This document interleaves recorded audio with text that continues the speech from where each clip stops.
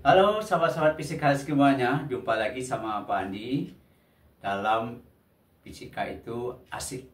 Jadi hari ini kita akan membahas permasalahan kedua dari listrik dinamis atau rangkaian listrik arus searah, yaitu tentang hukum Kirchhoff 2. Permasalahan pertama tentang seri paralel, karena memang pada bab ini kita hanya melihat rangkaian-rangkaian listrik. Jadi rangkaian listrik yang kedua kita lihat bagaimana kita menggunakan hukum Kirchhoff 2. Oke. Nah, sekarang coba lihat ke sini. Jadi hukum Kirchhoff 2 itu secara persamaan sigma GGL ditambah sigma IR sama dengan 0. Ini yang kita sebut dia dengan hukum Kirchhoff 2. Jadi jumlah GGL dengan jumlah IR sama dengan 0.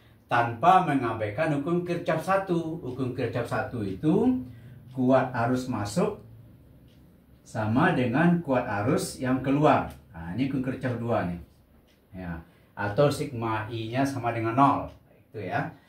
Nah, kemudian kita lihat soalnya. Ya, kita lihat soalnya. Soalnya ini seperti ini. Ada hambatan 3 ohm, 2 ohm, 5 ohm, ini GGL 8 ohm, ini 8 volt, ini hambatan dalamnya 1 ohm, ini hambatan dalamnya juga 1 ohm, ini S1-nya 4 volt. Pertanyaannya, tentukan kuat arus yang mengalir pada rangkaian ini. Jadi bagaimana cara menyelesaikan ini? Bedanya dia dengan seri paralel. Kalau seri paralel itu kita tahu seri itu antara ujung yang satu terhubung dengan ujung yang lain. Tidak ada GGL di situ. Kalau ini sama R2 nggak bisa seri dia karena ada GGL 2 di sini. Ya. Kemudian R3 sama R1 juga nggak bisa seri. Jadi nggak ada di sini seri nggak pernah, kecuali R2 sama R3. Tapi karena ada GGL di sini, nggak bisa permasalahan ini kita selesaikan dengan rangkaian seri paralel, harus kita selesaikan dengan hukum Kirchhoff 2. Jadi bedakan cara menyelesaikan hukum seri paralel dengan hukum Kirchhoff 2. Nah, sekarang jadi ini lihat rangkaiannya ya, ini tidak bisa kita selesaikan dengan seri paralel, harus kita selesaikan dengan hukum Kirchhoff 2. Sekarang bagaimana cara menyelesaikannya? Karena rangkaiannya tidak bercabang, jadi artinya nggak ada cabangnya, jadi kan satu aja nih rangkaian komponen satu. Jadi arus di mana-mana aja sama. Berarti ini kita anggap rangkaian tertutup, tetapi kuat arus di mana-mana aja sama. Karena kita tahu rangkaian seri itu kalau nggak ada cabang dia berarti arus di mana-mana aja sama. Berarti ini kita anggap I, ya I-nya sama semua nih. Nah, I di sini sama semua, di sini juga I. Jadi kita anggap dia I-nya itu searah dengan jarum jam. Kemudian langkah kedua, tentukan arah arus. Langkah kedua, bikin arah loopnya. Arah loopnya juga kita bikin searah dengan jarum jam. Nah, kalau sudah begitu, lalu kita susun persamaannya. Kata Kirchhoff, sigma GGL ditambah sigma IR sama dengan 0. Nah, untuk GGL ada perjanjiannya. Jumpa sama yang panjang itu positif, jumpa sama yang pendek negatif. Karena GGL itu simbolnya seperti ini. Nah, ini. Jadi ini positif, ini negatif, yang panjang positif, yang pendek negatif. Karena GGL itu ada dua kutub. Nah, di sini dibedakan. Jadi kalau begitu ini E2-nya negatif. E1-nya positif. Kenapa? Karena begitu loop lewat, jumpa sama yang panjang, berarti positif. Berarti ini 4. Jalan, jumpa sama yang pendek, berarti negatif. Berarti ini kurang 8. Nah, GGL kan hanya 2. Nah, sekarang R lagi. Karena loop sama arus itu sama arahnya, berarti semuanya positif. Berarti plus IR, tapi karena R-nya banyak berarti sigma IR. Berarti di sini I jumlahkan R semuanya. Perlakuan kita R dalam atau R lampu atau R hambatan pada rangkaian sama dengan hambatan dalam. Jadi kalau gitu ini 3 tambah 1, satunya hambatan dalam ya, tambah 2 tambah 5 ya, tambah 1. Nah, ini yang sama dengan 0. Kalau kita ragu, kita hitung. Berarti 1, 2 untuk ya, 1, 2. Kemudian untuk R 1, 2, 3, 4, 5. Mana tahu ada yang tercecer. Berarti 1, 2, 3, 4, 5. Berarti sudah masuk semua dalam persamaan. Lalu jumlahkan 3 tambah 1, 4, 6 tambah 5 tambah 1, 6. Berarti 12. Berarti ini 12I. Ini yang sama dengan 4 kurang 8 min 4. Pindah ke kanan plus 4. Maka I sama dengan 4/12 atau 1/3 ampere. Nah, begitu cara menyelesaikannya secara hukum Kirchhoff 2. Karena kalau begini bentuk rangkaiannya tidak bisa kita selesaikan dengan rangkaian seri paralel. Nah, itu kalau untuk satu loop. Soal yang kedua. Soal kedua, ya, soal kedua. Ini adalah dua loop. Dua loop artinya ini loop 1, ini loop 2. Kalau tadi hanya satu loop saja. Jadi satu rangkaian tertutup, ini dua rangkaian tertutup. Nah, sekarang pertanyaannya, tentukan kuat arus yang mengalir pada rangkaian. Karena ini cabangnya 3, jadi arusnya berbeda ini. Ini tidak ada bercabang, berarti arusnya sama. Ini kita anggap di sini mengalir I1. Tentukan arah arus itu langkah-langkahnya dulu. Kemudian di sini cabang kedua, ini kita anggap I2. Ke bawah kita anggap I3. Jadi di sini titik dia bercabangnya gitu. Tapi jangan lupa di sini hukum Kirchhoff satunya, arus masuk sama dengan arus keluar.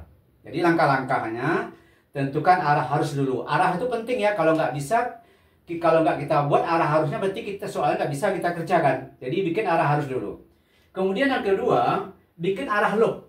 Mungkin arah loopnya nggak usah mikir-mikir, bikin aja searah dengan jarum jam. Ini searah, boleh juga berlawanan, boleh ya, artinya sama nanti. Tapi supaya nggak mikir, kita bikin aja searah dengan jarum jam. Ini loop 1, ini loop 2. Ini loop 1, satu putaran penuh, ini satu putaran penuh lagi loop 2. Itu langkah kedua, langkah pertama tentukan arah arus, tentukan arah loop. Yang kedua baru kita susun persamaannya. Jawab ya. Jawab atau kita selesaikan. Untuk loop 1 dulu. Untuk loop 1. Untuk loop 1.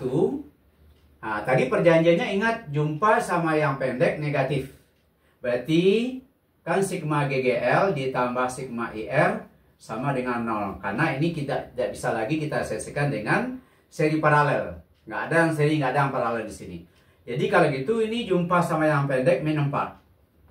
Kemudian berarti di loop 1 itu hanya 1 GGL. Kemudian I lagi. Berarti I-nya adalah 3 tambah 1. Yang mengalir I1 karena dia tidak bercabang. Ini R dalam. Berarti ini I1 3 ditambah 1. Jadi udah sampai di sini yang di tengah. Loop sama arus searah. Karena arus ke bawah, loop juga begini, searah jarum jam. Berarti plus. Berarti ini plus 2I3.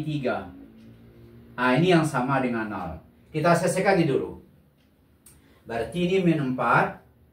Ini ditambah 4I1 ditambah 2I3 sama dengan 0. 4I1 ditambah 2I3, pindahkan min 4 ke kanan jadi 4. Kayaknya bisa kita kecilin nih. Sama-sama kita bagi 2.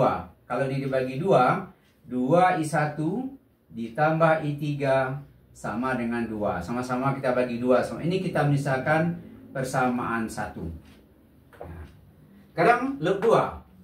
Loop 2 atau kita ambil ini sebagai persamaan kedua. Berarti sigma GGL ditambah sigma IR sama dengan 0. Loop 2 kita yang ini. Jadi untuk GGL dulu jumpa sama yang panjang. Berarti positif. Berarti positif 2. Kebetulan GGL-nya 1. Kemudian 4 sama 1 ohm sama tanda dalamnya. Itu yang mengalir I2. Karena arus sama loopnya searah. Berarti ini 4 tambah 1 berarti 5. 5 yang mengalir I2. Berarti 5 I2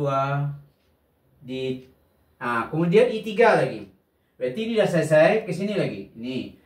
Arus I3-nya kita bikin mula-mula ke bawah, tapi loop di kedua ini ke atas. Jadi arusnya ke bawah, loop yang kedua ke atas. Jadi antara I3 sama loop berlawanan. Jadi negatif sini, berarti negatif 2I3. Nah, gitu. Jadi harus hati-hati menentukan positif negatifnya. Ya, jadi kalau untuk GGL, jumpa sama yang panjang positif, jumpa sama yang pendek negatif. Kalau untuk IR-nya, kalau nanti loop sama arus searah positif, berlawanan loop sama arus negatif. Nah, jadi gini. Kemudian kita selesaikan. Berarti ini 5I2 dikurang 2I3 sama dengan pindahkan 2 ke kanan. Berarti ini min 2. Nah, kalau kita lihat persamaan kita itu adalah 3. Variabel dalam soal kita ini 3. Berarti I1, I2, I3. Sedangkan persamaan kita 2, nggak bisa. Karena kalau 2 ditanya dalam soal, harus 2 pula persamaannya. Kalau 3 ditanya dalam soal, variabelnya berarti harus 3 pula persamaannya. Jadi kebetulan persamaan kita hanya 2, harus kita ganti salah satu. Berarti ini I1, I3. Supaya ini I1, I3, ganti I2.